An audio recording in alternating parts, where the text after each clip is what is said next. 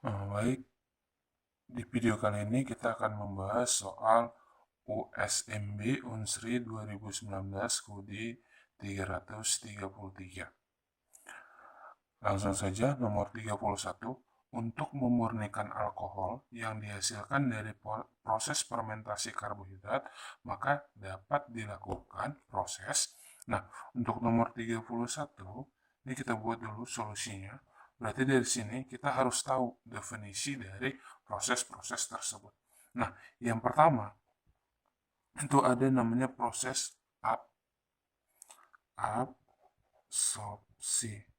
Kalau dia proses absorpsi, itu artinya adalah proses masuknya zat cair pada zat padat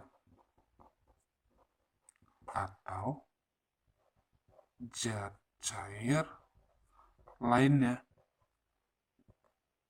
Contohnya, contoh absorpsi itu adalah uap air yang diserap CaCl2 anhidrat.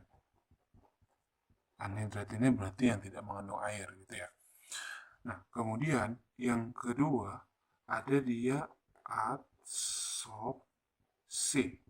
Kalau dia adsorpsi, ini adalah peristiwa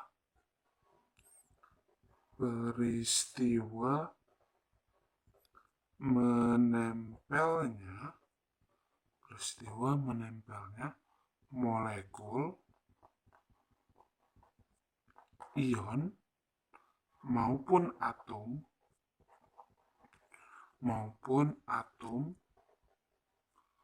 pada permukaan. Jadi dia di sini hanya di permukaan. Kalau nanti di sini dia di seluruh sampai bawah berarti ya. Contohnya itu adalah penjerapan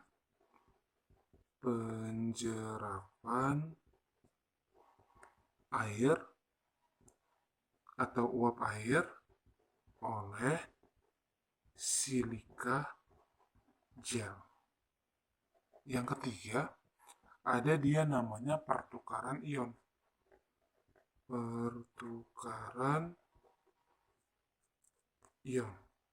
Kalau dia dikatakan pertukaran ion, itu adalah proses di mana ion-ion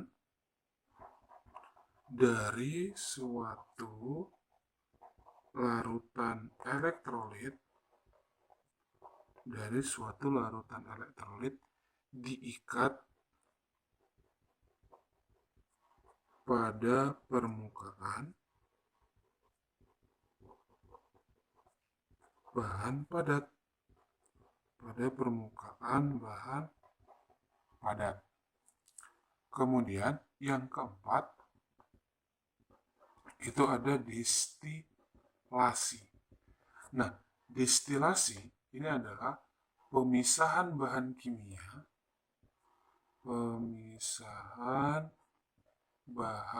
kimia berdasarkan perbedaan titik didih. Jadi dia ini berdasarkan yang namanya perbedaan titik didihnya.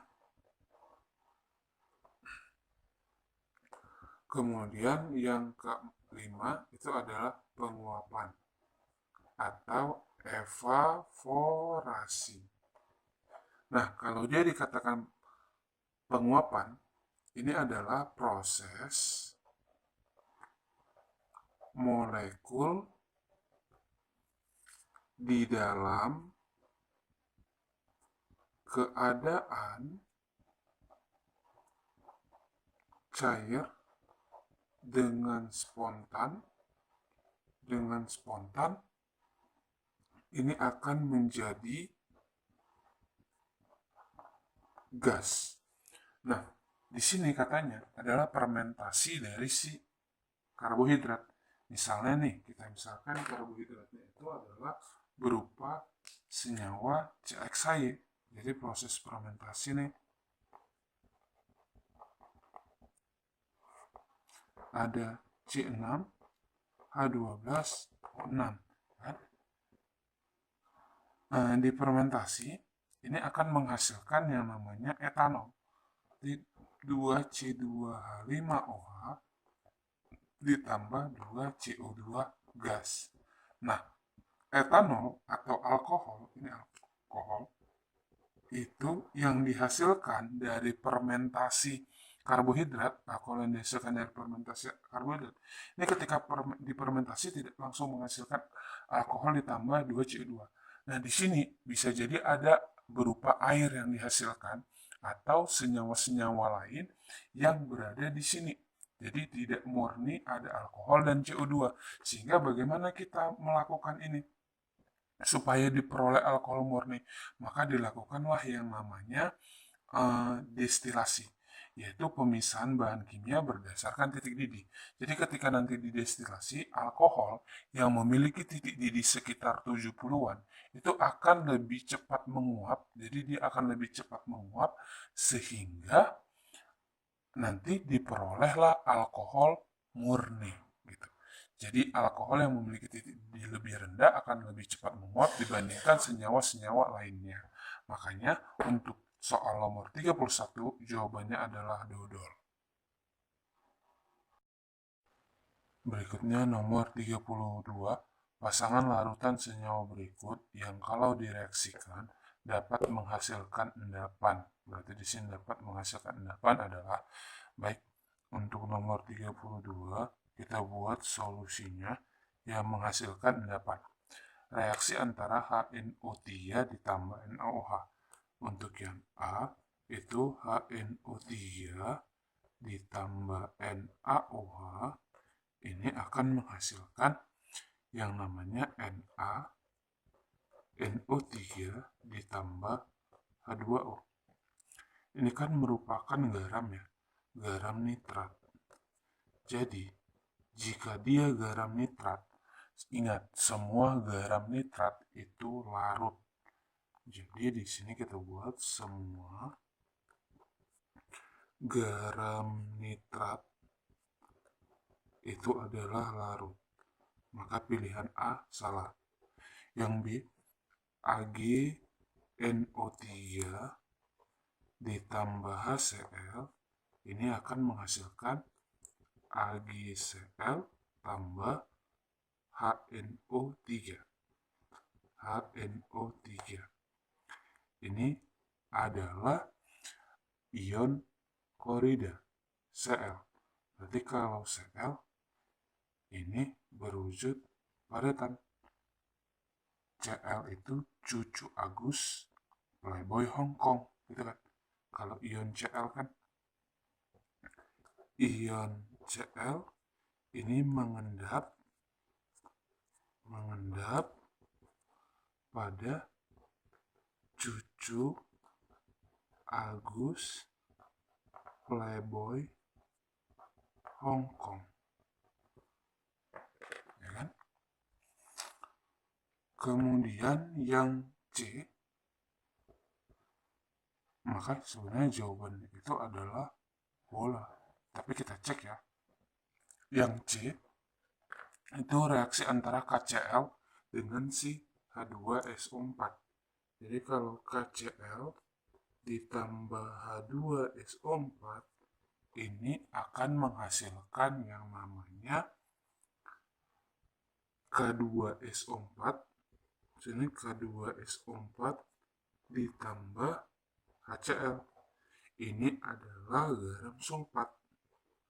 Garam sulfat SO4 2-. Nah, untuk dia garam sulfat itu SO4 2- ionnya ya akan mengendap dengan yang namanya baca surat pembangunan. Baca surat pembangunan. Nah, sama ion-ion ini dia mengendap. Selain itu maka akan larut. Berarti yang ini kan kaya, nggak ada di sini, berarti dia larut. Kalau yang D sama yang A itu sama. Kalau yang E, reaksi antara larutan C6H12 dengan asam itu tidak ada ya. Maka jawabannya bola.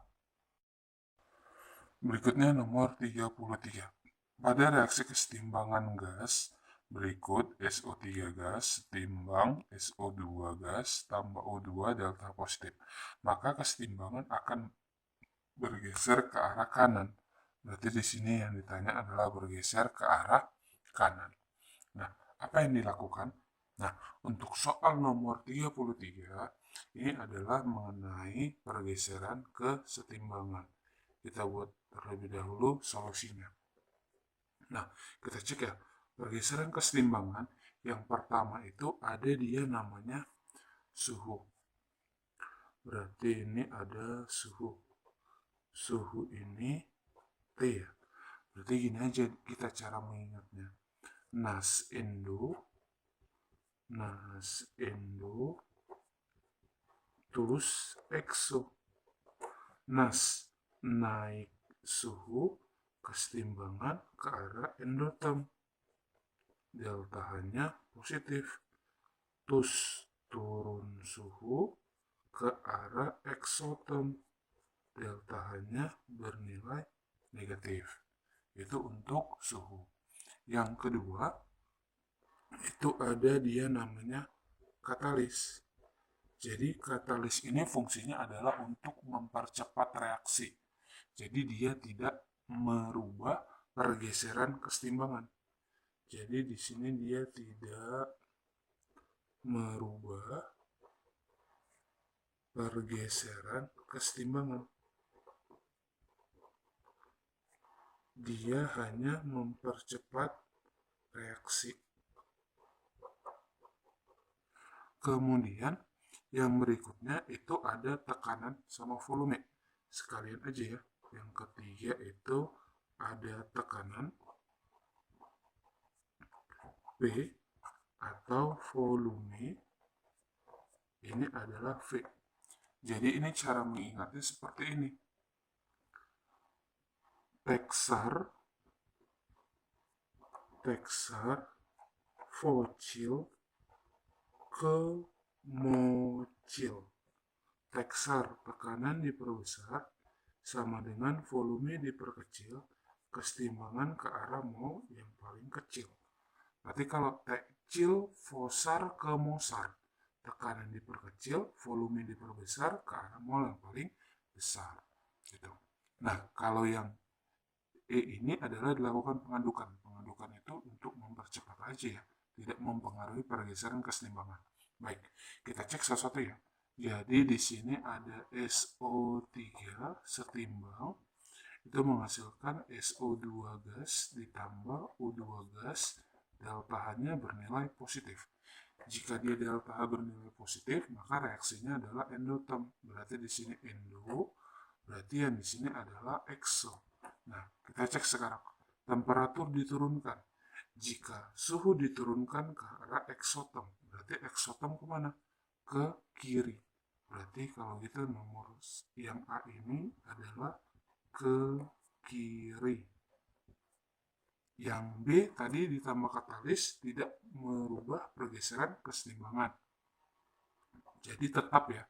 Jadi kalau dia yang B itu kita buat aja deh tetap. Yang C tekanan diturunkan. Kalau tekanan diturunkan berarti tadi kebalikannya. Tekanan diturunkan sama dengan volume diperbesar ke arah mol yang paling besar. Nah, di sini mol. Ingat, di sini perbandingan mol sama dengan perbandingan koefisien. Yang dipakai hanya gas saja untuk tekanan, volume itu aku dan gas. Berarti di sini koefisiennya 1 ya. Di sini 1. Ini belum setara kan, guys. Ini O-nya 3, ini O-nya 2, berarti di sini setengah ya. Nah, di sini 1 tambah setengah, berarti 1,5. Nah, kalau tekanan diperkecil ke arah mol yang paling besar, berarti mol yang paling besar 1 dengan 1,5 kan yang besar 1,5, berarti ini ke arah kanan. Nah, yang D, volume dinaikkan. Kalau volume dinaikkan ke arah mol yang lebih besar. Sama. Ini juga ke kanan. Nah, ini untuk mempercepat aja ya. Oke, maka jawabannya adalah cantik dan juga dodol. Nomor 34. Sintesa senyawa polimer dari bahan baku minyak bumi dapat menghasilkan senyawa. Baik, untuk nomor 34 kita buat dulu solusinya. Jadi, katanya bahan bakunya minyak bumi. Nah, ini bahan baku minyak bumi itu adalah produk dari yang namanya petrokimia. Jadi, produk petrokimia itu terbentuk dari olefin. Nah, yang pertama ada nanti dia namanya polietena. Jadi polietena ini sama dengan polietilena. Nah, polietilena ini biasanya itu digunakan sebagai kantong plastik. Jadi ini digunakan sebagai kantong plastik, kemudian kotak plastik, kemudian ini juga digunakan sebagai mainan anak,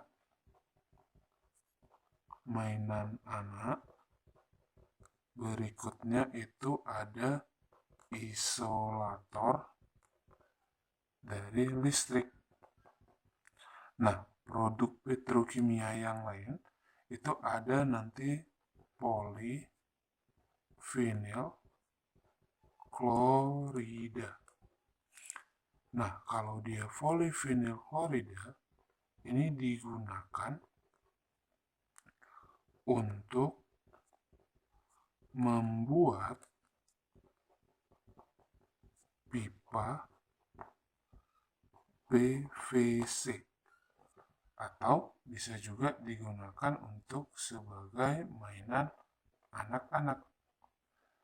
Berikutnya, hasil dari produk petrokimia itu ada nanti namanya polipropena, atau ini disebut polipropilena. Nah, ini dia digunakan untuk sebagai kantung plastik. Jadi di sini digunakan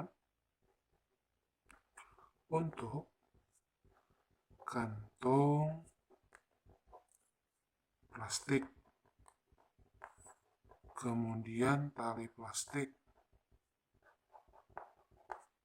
kemudian kursi plastik.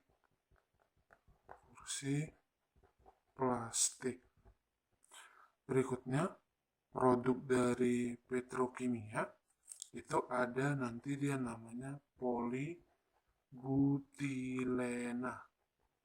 Nah, ini digunakan itu untuk pipa plastik fleksibel. Oke, kita cek ya.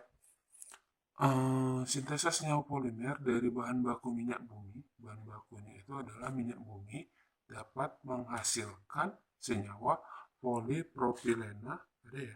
Polipropilena berarti benar. Polietilena ada. Polibutilena ada. Polivinil klorida ada. Maka jawabannya adalah entok. Semua jawaban benar. Berikutnya nomor 35. Jika suatu larutan kalium hidroksida direaksikan dengan larutan amonium sulfat, maka akan terbentuk senyawa-senyawa. Untuk nomor 35, kita buat solusinya. Kalium hidroksida itu adalah KOH ditambah amonium sulfat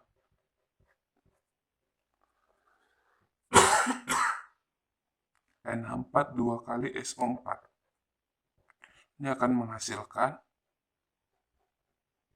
K positif OH negatif.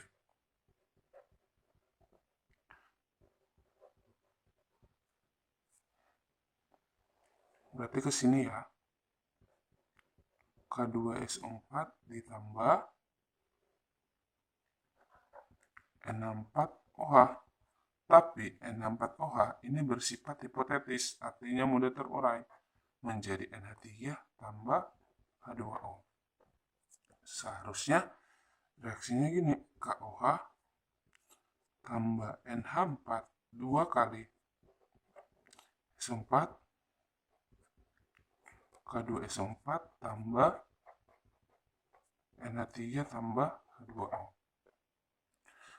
Boleh yang ini, tapi lebih tepatnya yang ini ya. Maka dari sini itu jawabannya adalah yang memungkinkan bola, tapi lebih tepatnya adalah yang di bawahnya.